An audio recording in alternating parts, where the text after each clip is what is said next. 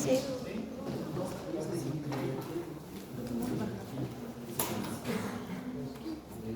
Ya, muy bien. Como ya terminamos la parte de sangre, entonces vamos a entrar a hablar de lo que es el aparato circulatorio. Ustedes saben que dentro de la bomba de propulsión de la sangre que tenemos es el corazón, entonces vamos a empezar a recordar un poco de esto. ¿Está bien? Ustedes recordarán que este corazón tiene unas dos aurículas. La aurícula derecha está relacionada con la vena cava superior y el ventrículo con las venas pulmonares. La aurícula estará relacionada con igual las venas pulmonares que vienen, y el ventrículo izquierdo estará relacionado con la aorta, ¿verdad? Bien, muy sencillo.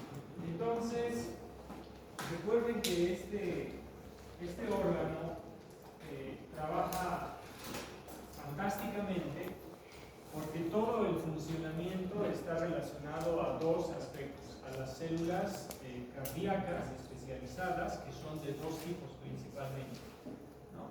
Las capas, ustedes recordarán, el pericardio, el miocardio y el endocardio, que es la parte más interna, y vemos ahí una capa de tejido conectivo y hay una capa bastante voluminosa, especialmente en el ventrículo izquierdo, que es el músculo, ¿no es cierto? El pericardio. ¿Está bien? Perfecto. Entonces vamos recordando un poco de lo que era anatomía, histología, pero luego hay que entrar a ver el funcionamiento. ¿Sí? ¿Qué hace de que, por ejemplo, las aurículas se contraigan a un diferente ritmo de lo que son los ventrículos? Y cómo en un espacio tan pequeño puede funcionar tan coordinadamente. Y todo este mecanismo de funcionamiento, básicamente, ¿sí?, de todos los elementos que la conforman, se debe a conocer estos aspectos. Por un lado tenemos lo que es la electrofisiología del corazón. Ustedes recordarán de que en muchas partes de nuestro organismo, lo venimos repitiendo en la parte práctica, tenemos en la parte exterior de la célula cargas iónicas positivas. Esa carga iónica positiva importante se la determina para el funcionamiento de este órgano al sodio, ¿sí? El sodio.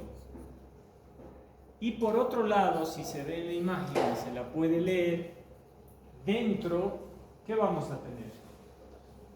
Vamos a tener proteínas, vamos a tener fosfato y vamos a tener sulfato, ¿sí?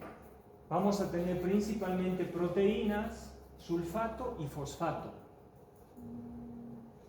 Esta PO4 es lo que es fosfato, proteínas y sulfato, SO4.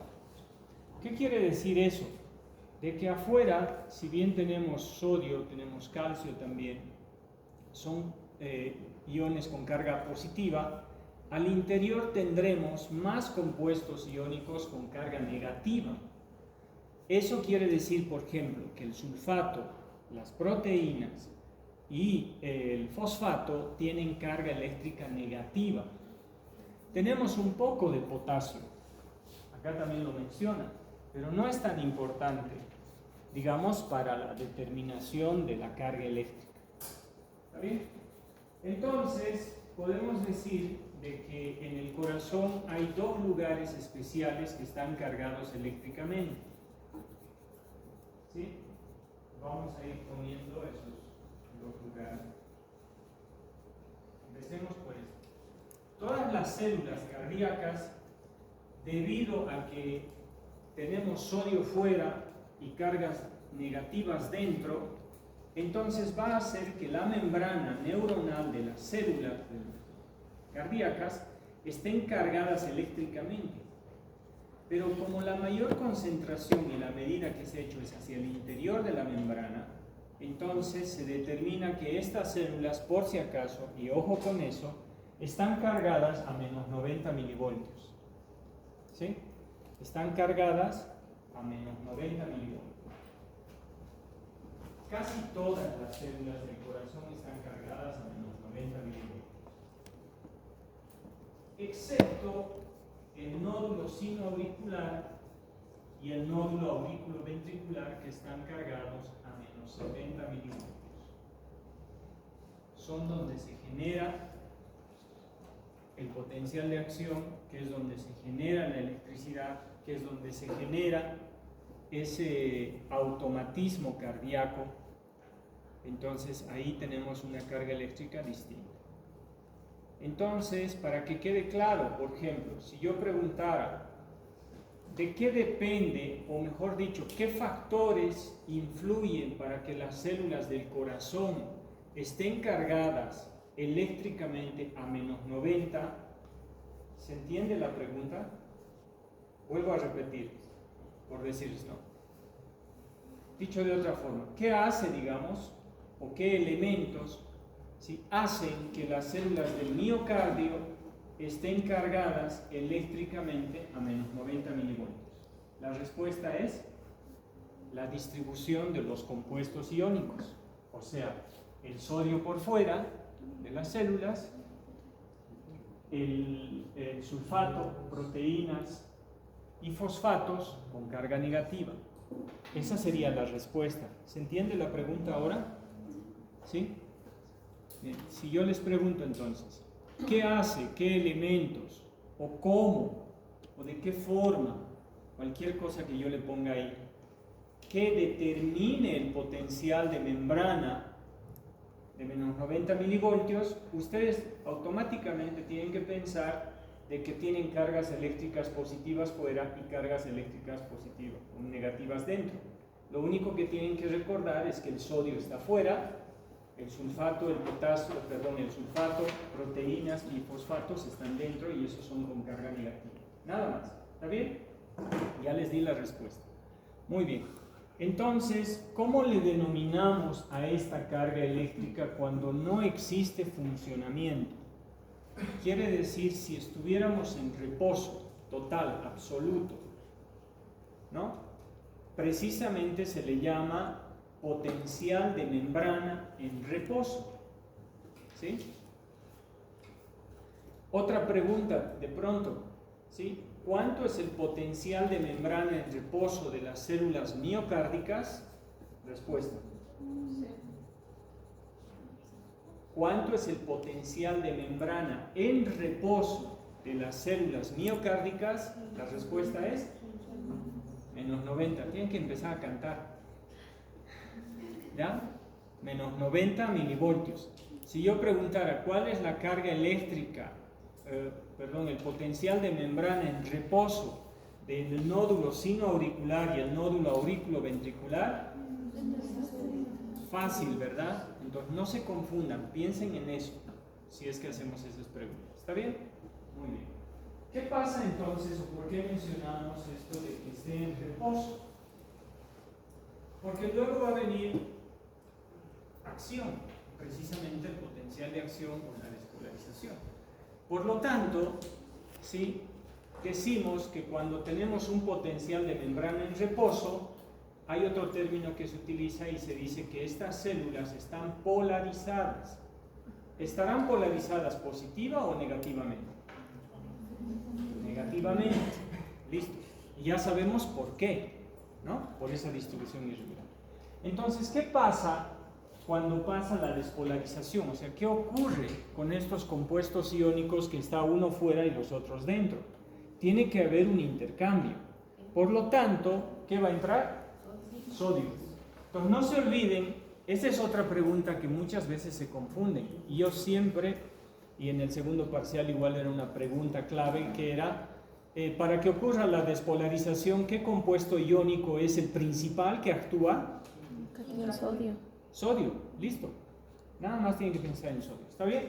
Entonces, quiere decir que cuando el sodio ingrese acá, adentro de la célula, ¿sí?, estaba cargado negativamente. Pero como está entrando sodio y el sodio es positivo, por lo tanto, entonces va a cambiar la polaridad.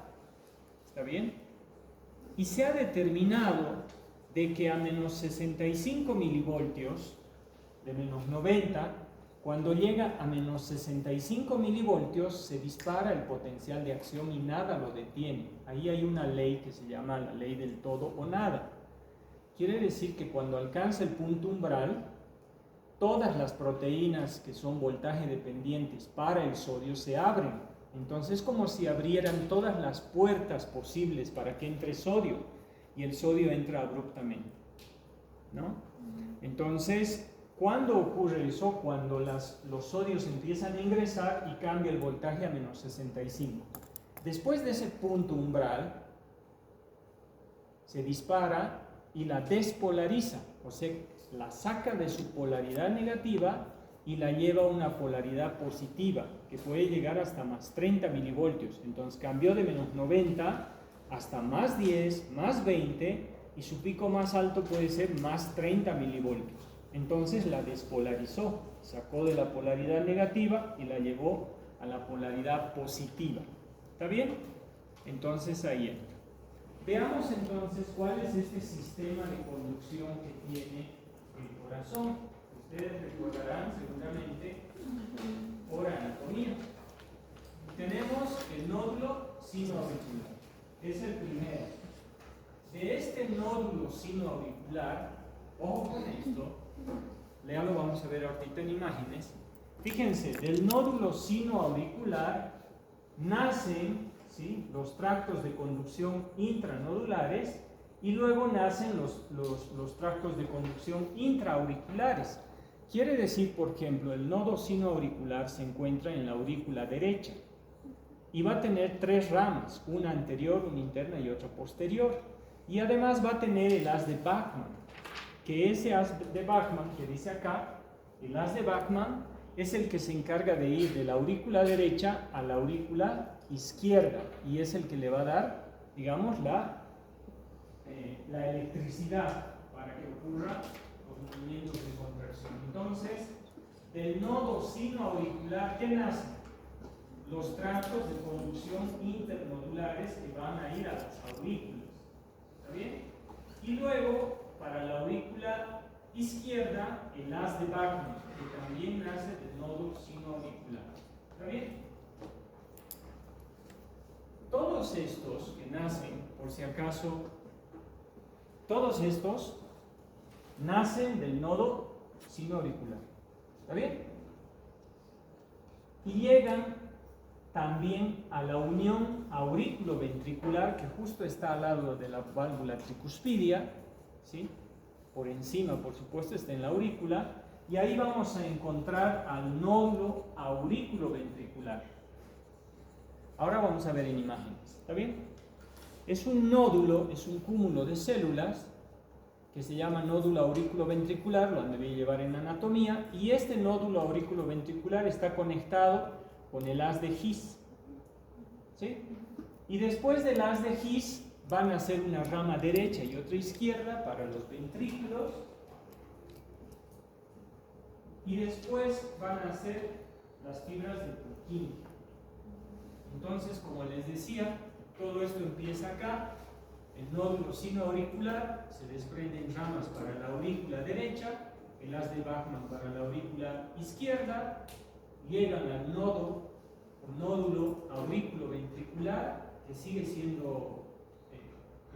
estando en la aurícula, justo en el piso de división entre la aurícula y el ventrículo, casi al lado de la válvula tricuspidia, y ese se va a conectar con el haz de His que está entre el tabique interventricular, el ventrículo derecho e izquierdo, y después nacen las ramas derecha e izquierda y las ramas de Purkinje. Entonces todo, ahora veamos lo en imagen. ¿Está bien? Ahí está. ¿Lo ven? Entonces fíjense bien la imagen. Acá tenemos el nódulo sinoauricular, dividir primero en aurículas y ventrículos. Ahí está el nodo sinoauricular, ¿no? Fíjense, ahí tenemos tres ramas y una que es el haz de Bachmann. Ya las reconocen, ¿no? Una anterior, una externa y una posterior. Estas son las ramas, este es el haz de Bachmann y todo. Este va a ser el nódulo aurículo-ventricular.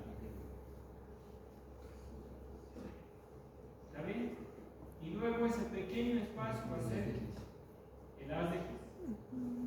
Luego de ahí nacen las ramas derecha e izquierda, y las ramificaciones que ya van a entrar al músculo, todas las ramificaciones pequeñas acá, las terminales, serán las fibras del músculo.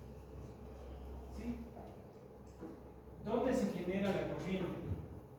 De forma autónoma, automática, en este, ¿verdad? ¿Sí?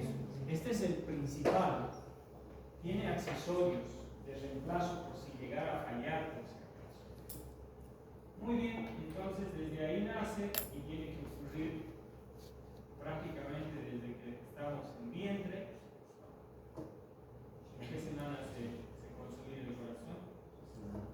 De vida intrauterina. Y hasta tu último de tus días, ¿no? Esta es otra imagen. Fíjense ustedes acá. Esta imagen me gusta más que la anterior, pero decidí ponerla también la anterior para que se entienda un poco más grande. Desde el nodo sinoauricular, aproximadamente, y obviamente todo esto se puede graficar, aproximadamente la corriente pasa de entre 0.03 segundos. ¿Sí? Es muy rápido hasta el nódulo aurículo-ventricular. Pero ustedes saben que no todas las cámaras del corazón se cierran y se abren al mismo tiempo. Tiene que haber una coordinación. Y de hecho, una se tiene que contraer para que se llene el ventrículo se tiene que cerrar, luego la aurícula del otro lado. Entonces es bastante complejo, ¿verdad? Esa complejidad el organismo lo ha solucionado porque la velocidad de conducción del impulso nervioso del nódulo sinoauricular hasta el aurículo ventricular es muy rápido, pero del nódulo aurículo ventricular al haz de His lo retarda. Es como si le frenara, y de hecho va de 0.04 a 0.06, que es superior al otro. Entonces la cantidad de electricidad que viene del nodo viene con una velocidad, pero entre el nódulo auriculoventricular y el haz de His lo frena, para que le dé tiempo a los ventrículos de hacer el llenado y además para que cobre fuerza para la contracción muscular, ¿no? Y después obviamente esto ya tiene otro tipo de velocidad de conducción ya un poco más moderada. Entonces esas más o menos son las funciones de este sistema de conducción que tiene el corazón para expulsar la sangre. Esta imagen la tomé porque nos ayuda a recordar de que el principal elemento autónomo, el marcapasos del corazón, es el nódulo sinoauricular. Pero el organismo, como si pensara, o lo que es tan sabio en la biología, ha diseñado, pero esto a mí me fascina porque es como si pensara, ¿no es cierto? O sea, las células, o sea, cuando nos hemos formado, se pregunta, yo digo, si fuera una célula, se pregunta, dice, ¿y si falla el nodo sinoauricular, qué hacemos? ¿Quién hizo este diseño? Porque le puso, o sea, pese a que hay fallas, porque hay problemas cardíacos, pero es fantástico porque si falla el marcapasos original, que es el autónomo, es el principal, le ha dado la potestad al nodo auriculoventricular que funcione como marcapasos accesorio. Entonces, si este empieza a fallar, el que le va a cubrir es este. Pero hay una pequeña diferencia. Este tiene una reacción aproximadamente que te da y de contracciones entre 60 a 100 latidos por minuto. Esa es la capacidad que tiene. Cuando falla, el siguiente le cubre para poder ayudarle, pero ya con una disminución en latidos por corazón, de 40 a 60. Pero por si todavía esto fallara, para que no sea tan abrupta la muerte, le ha dado un tercer elemento de rescate que viene a ser a partir de las ramas del haz de His. es el tercer marcapaso, estas ramas derecha e izquierda, que pueden funcionar autónomamente. Eso quiere decir que si la corriente no se produce en el nódulo sinoauricular, estos otros relevos están capacitados para despolarizarse y generar un potencial de acción y todavía hacer funcionar al corazón. ¿Sí? Uno pensaría que solo el nódulo sinoauricular es el que va a generar despolarización automática y un potencial de acción como la electricidad para que todo funcione. Pero si fallara, tiene los otros relevos que tienen esa capacidad, ¿no? Y obviamente cuando entran en función se van tomando, digamos, con mayor fuerza. ¿Sí? Y todo eso se puede grabar. Entonces, la conducción de ese impulso bioeléctrico, por supuesto, tiene que llegar a la célula muscular del corazón. ¿Sí? Cuando llega a la célula del corazón, ustedes recordarán de que este que está en celeste es la sarcolema, ¿verdad? O sea, es la membrana celular. Esta es una célula, ¿sí? Especializada. Y recordarán que esta es la sarcolema, ¿sí? La sarcolema, que es la membrana celular, se invagina hacia el interior. ¿Sí? ¿Se fijan acá? De hecho, estos se les llama túbulos T. Y estos túbulos T están relacionados. ¿Qué es esto en amarillo? Que tiene como una red. Es un organelo citoplasmático. El retículo sarcoplásmico. Muy bien. Y este retículo sarcoplásmico, ¿qué almacena en su interior? Un compuesto iónico positivo, que es con C, calcio. Bien, entonces fíjense, esto igual es muy interesante, porque la unidad funcional y fisiológica de la célula muscular, esquelética y cardíaca es la sarcómera, ustedes ya lo saben. Y una sarcómera estará destinada entre dos líneas Z. Y el diseño también es fantástico porque las líneas Z de la sarcómera están en relación con la invaginación de la membrana, estos túbulos T. Y además tiene otros túbulos acá, este retículo sarcoplásmico. Entonces ahí hay una triada. Acá en la imagen no se ve bien, pero es una triada así de 3. El del medio es el túbulo T. ¿Qué representa?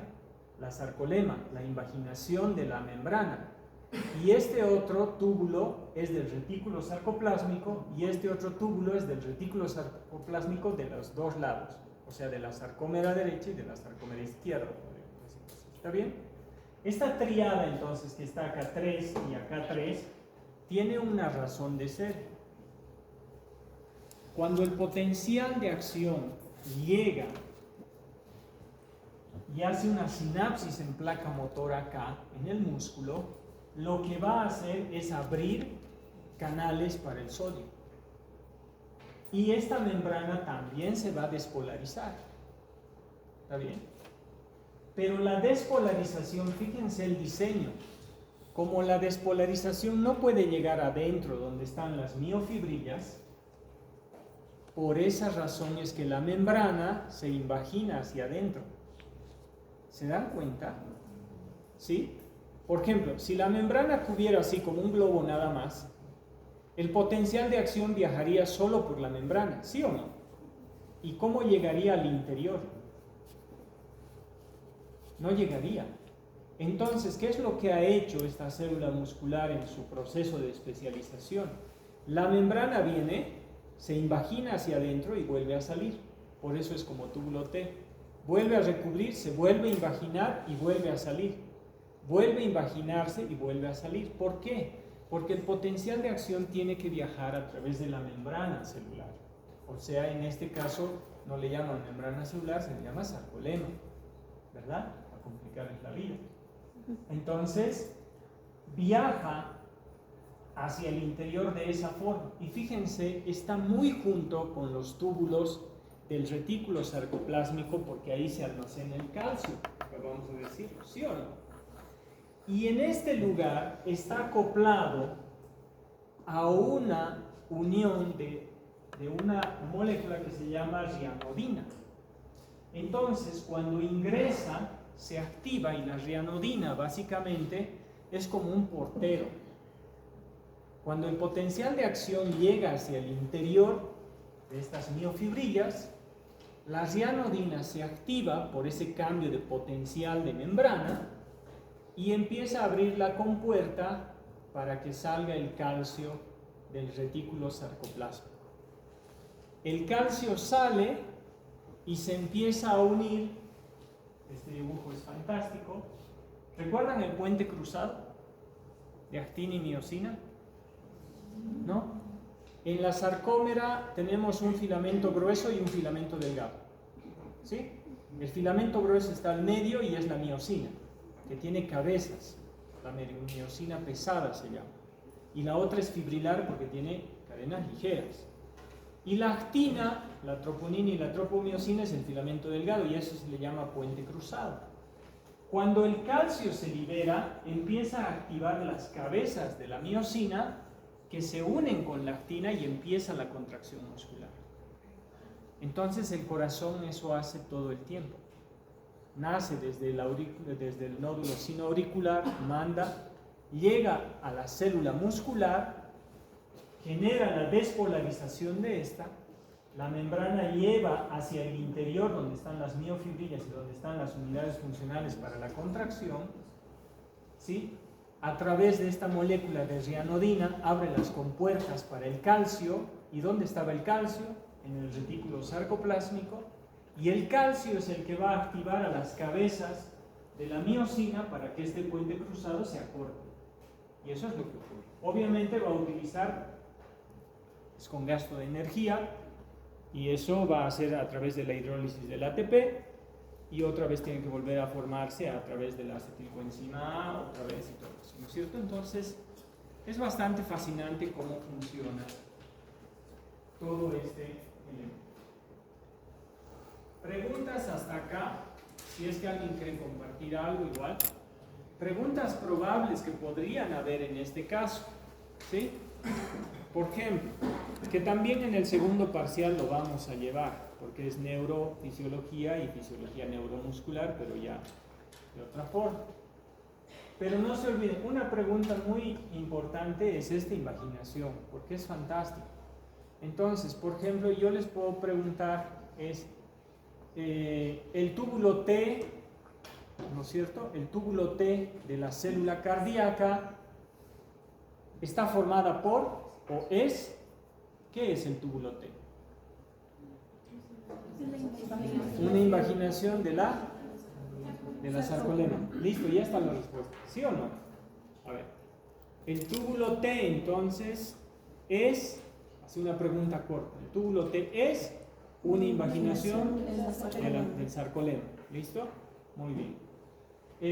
Otra pregunta muy potencial acá puede ser el retículo sarcoplásmico para digamos, la activación o la contracción muscular del miocardio o de las células cardíacas, almacena calcio. Listo, ya está. ¿Sí o no? Ya, muy bien. Esas posibles preguntas podríamos ver acá. Muy bien. Tal vez alguna más complicada. La última pregunta. ¿Cómo dice? El retículo sarcoplásmico. ¿Qué almacena? A ver, de otra forma puedo preguntar, ¿verdad? ¿Cuál es la función principal del retículo sarcoplásmico de la célula cardíaca? Almacenar calcio. ¿Sí o no? ¿Sí? ¿Cuál es la función principal o qué almacena el retículo sarcoplásmico? ¿Qué almacena? Otra pregunta potencial por ahí puede ser, ¿cómo está conformada una triada entre sarcómeras? Perdón, la triada. Un túbulo T, que es la membrana, y 2 túbulos del retículo sarcoplásmico. ¿Está bien? La triada. Por si acaso, cada sarcómera, que es entre línea Z, tiene 2 triadas. Tiene aquí y aquí. Y todas se repiten. Esto se repite acá y se va repitiendo así. ¿Por qué? Porque les decía, el potencial de acción viaja por la membrana y abre las compuertas para que salga el calcio. Tan diseñado está que esa triada está justo donde las líneas Z de la sarcómera. ¿No?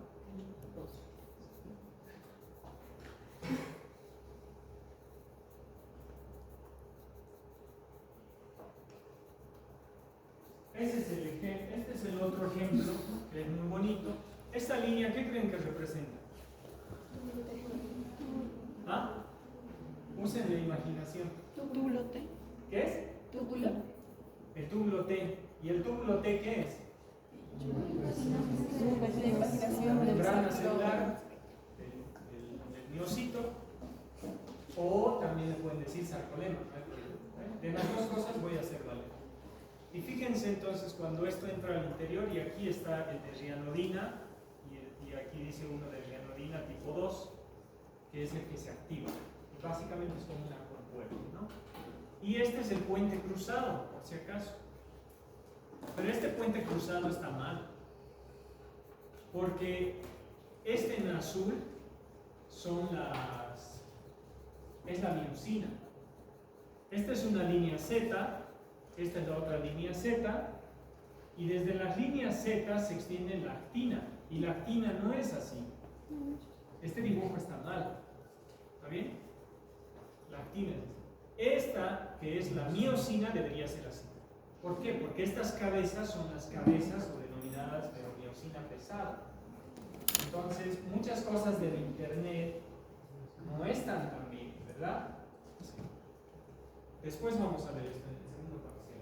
Vamos a volver a llevar por ahí. Entonces, se puede graficar lo que ocurre tanto en el nivel de conducción de la electricidad como en la célula cardíaca. De hecho, estos gráficos lo relacionan así. ¿Sí?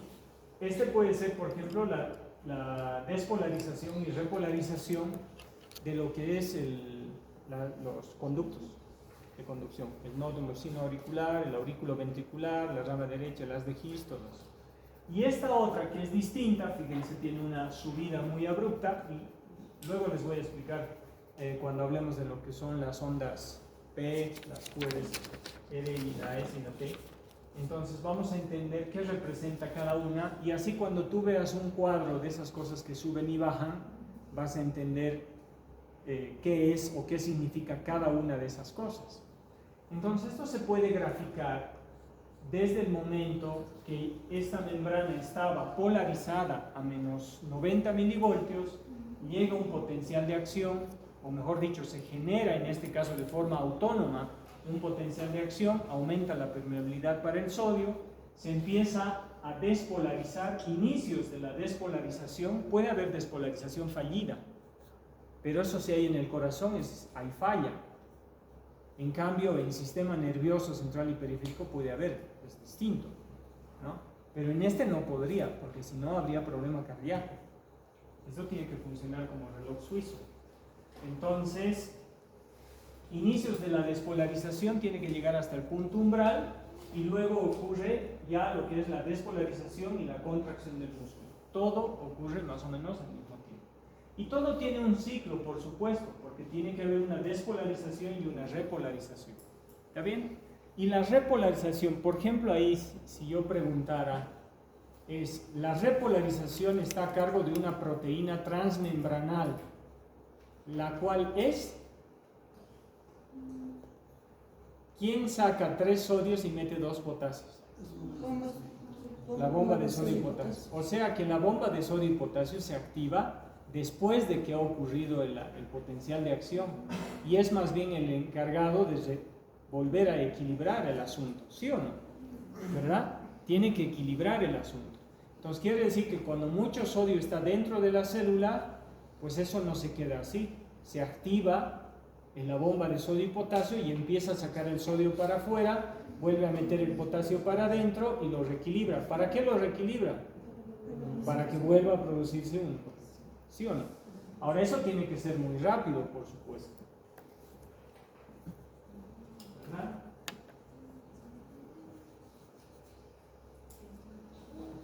Para entender eso, entonces, debo tener muy claro lo que es el potencial de membrana en reposo, que ya lo hemos mencionado. Debo tener claro lo que es el potencial de acción. Debo tener claro lo que significa la despolarización, cuánto tiempo dura esta producción, y debo tener claro lo que significa la repolarización. Si nosotros entendemos estos 4 conceptos, entonces vamos a poder saber qué es lo que pasa. De pronto alguno de ustedes ya lo conoce. A ver, quisiera saber. ¿Ustedes saben qué significa estas pequeñas ondas que vienen aquí? Porque si estuviera en reposo, estuviera así, cuando muere, ¿no? En una película y te pones a llorar porque sale tu lágrima aquí porque era el más querido.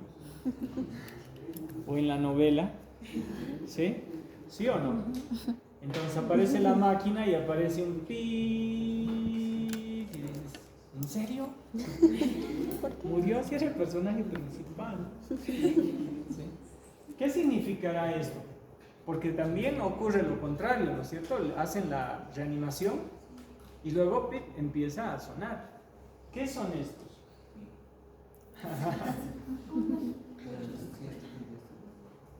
No. Se ha podido graficar la despolarización y la frecuencia cardíaca. No. No. Estas son despolarizaciones. Esto está así, ¿no es cierto? Cuando empieza a oscilar es porque sodio está entrando. Y cuando se abren las proteínas voltaje dependientes para el sodio se mete, ¿sí o no? Porque hay un gradiente de concentración mayor fuera de la célula, ¿sí o no? Entonces el sodio ingresa. Pero cuando se abren todas las compuertas, ¿se imaginan abrir todas las puertas para el sodio? Pues el sodio se mete, ¿sí o no? ¿Y qué hace? Se despolariza. Y esta imagen de acá, hasta el pico más alto, es la despolarización. ¿Y qué pasa cuando cae? La repolarización, se activa la bomba de sodio y potasio, empieza a sacar el sodio, vuelve a meter el potasio. ¿Está bien? Y luego debería llegar a lo plano para volver a subir. Despolarización, repolarización. Despolarización, repolarización. ¿Sí? Pero ¿qué pasa con estos que son inferiores? Por debajo de la línea. ¿Qué son? A eso se le llama hiperpolarización. No está ahí. ¿Y cuál es la hiperpolarización? Se despolariza, se está yendo a lo positivo, ¿sí o no? Se repolariza, quiere volver a los menos 90 milivoltios. ¿Estamos de acuerdo? ¿Sí? Pero ¿qué pasa si baja más? Se hiperpolariza, quiere decir se vuelve más negativo de lo que estaba. O sea, estaba a menos 90, ¿verdad? No, estaba a menos 90. Luego cambió a menos 65, a menos 30, y luego fue a más 10, más 20, más 30. Pero cuando ya se repolariza, vuelve. 0, menos 10, menos 20, menos 30, menos 90. Y ahí estaría otra vez en su equilibrio, ¿sí o no? ¿Verdad? O sea, quedamos de acuerdo de que la membrana está cargada a menos 90. Ese es su estado fisiológico. Si se despolariza, se fue a más 10, y cuando se repolariza quiere decir que tiene que volver a menos 90, que es lo que le gusta a la célula. ¿Sí o no? Para vivir. Entonces pasa de que más bien aquí se hiperpolariza. ¿Qué quiere decir? En vez de que esté más 90, menos 90, va a ser menos 100, menos 110. Se vuelve más negativo. ¿Por qué pasa eso?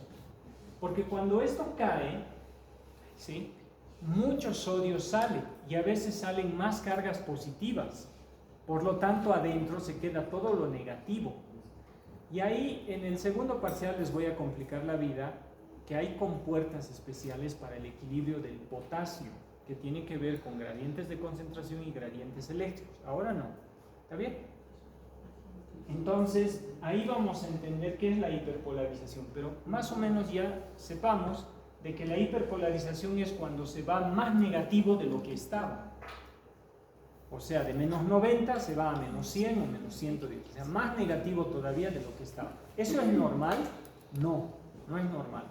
Entonces hay unas compuertas especiales para el potasio, por donde digamos el potasio entra y vuelve a reequilibrar y lo vuelve a poner a menos 90 milivoltios para que pueda volver a producirse, ¿sí? Entonces, ¿de qué depende eso? Depende del estímulo.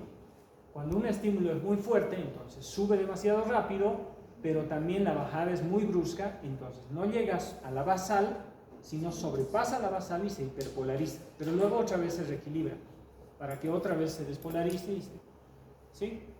Y luego vamos a entender que estas, cuando hablemos de corazón, representa una onda cardíaca que es distinta a la del sistema nervioso. ¿Se entendió? Hasta acá. Entonces, luego vamos a... La próxima repetimos esto. ¿Está bien? Hasta aquí entonces hoy. Por si acaso, Gabriel, sí estábamos revisando el parcial es el 10 de abril. Sí.